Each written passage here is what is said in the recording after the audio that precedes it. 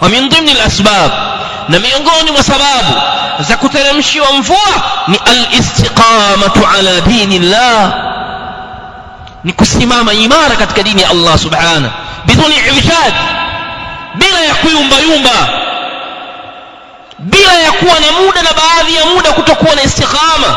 Ni mtu kusimama imara katika taa ya kumtii Allah subhanahu wa ta'ala.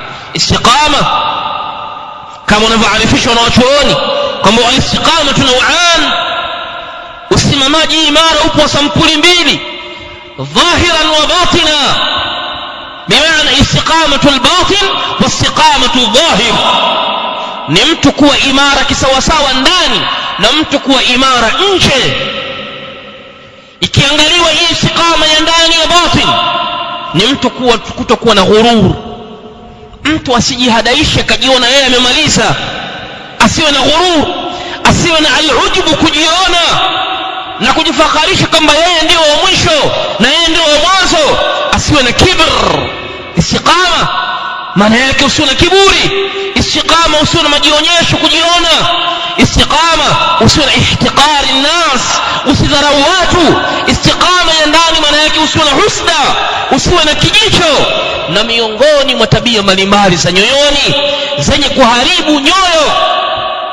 Lakini pia istiqamatu al-batin wal-dhahir, istiqama ya nje ni mtu kuwa na suratul arham, mtu kuwa na kuunganisha udugu, kuwatendea wema wazazi wake wawili, kuwa na tabia njema, kuwa mkweli kwenye kauli, kuwa mkweli kwenye biashara zake, na awe mkweli pamoja na Mola wake subhanahu wa ta'ala. Istiqamatu al-dhahir, kusimamisha sala, kutoa zakaa, kufunga Ramadhan, na kuwa ni kijana au ni mtu ambaye unajipamba na tabia zinazomridhisha Allah subhanahu wa ta'ala. Allah tabaraka wa ta'ala anatuambia ndani ya Qur'an, wa an law istaqamu ala tariqati, law watasimama katika njia kisawasawa, la asqaynahum ma'an ghadaqa. Law watasimama katika njia kisawasawa, watakuwa wao wamesimama katika taa ya Allah subhanahu wa ta'ala, la asqaynahum ma'an ghadaqa, tutawanyosheleza maji mengi mno, tutawapa mvua nyingi mno yenye manufaa.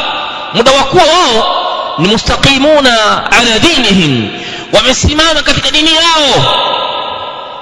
Masikio yao haya hayasikii isipokuwa lile kuwa la halali, macho yao haya hayatazami isipokuwa lile lenye kumridhisha Allah, mikono yao hii haishiki isipokuwa lile analolitaka Allah, bali miguu yao haiwepeleki katika maasi.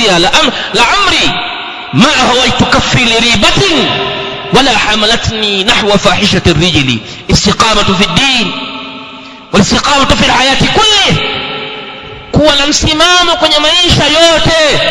Nyumbani kwako pawe na istiqama, nyumba isimame katika taa, mkeo, wake zako, watoto wote wasimame hivi. Ni moja ya sababu ya sisi kuletewa mvua nyingi sana. wa allau istaqamu ala tariqati la asqaynahum ma